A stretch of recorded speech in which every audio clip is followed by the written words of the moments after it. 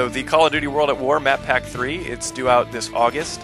It's going to be a lot like the previous map packs we released, so it's going to be 3 multiplayer maps and a new Nazi zombie level.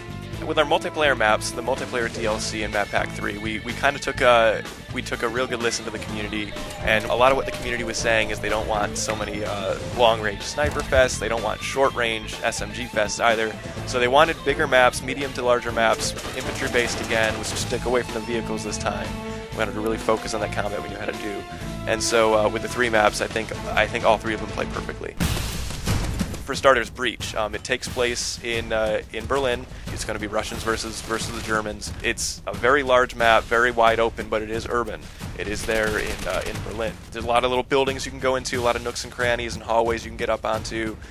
There's a great amount of verticality. Pretty much on either bases, you're always going to have some sort of a building structure or rooftop that you can get on top of and look over the enemy base. Battery takes place on a fortified island out off the coast of some unspecified international waters. It's not a boat, contrary to some popular belief. A lot of people look at it and they're like, are we on a big ship? No, it's actually an island. This level is larger than Subpens, but it is probably the smallest one in this map pack.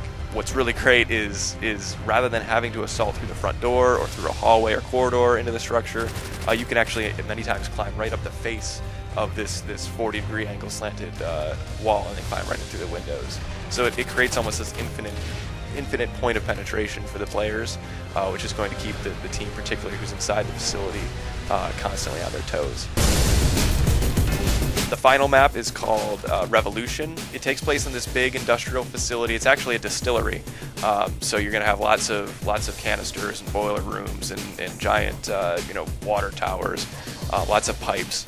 What's great about Revolution is you're going to have excellent sniper positions. So one of the intersections in the map, you have two different roads that you can look down when you're going to be defending your flag. If you're going to be sniping down one road, this side of the street is going to be a flank point that's completely open, and you don't have line of sight to that. So while you have line of sight to one street, your line of sight's broken on the other. So either you, as the sniper, need to keep sort of going back and forth like a sentry and keeping an eye on both of them, or you have to have your teammate locking down the other street, or go and place your Bettys or your satchels just in case the enemy tries to flank you.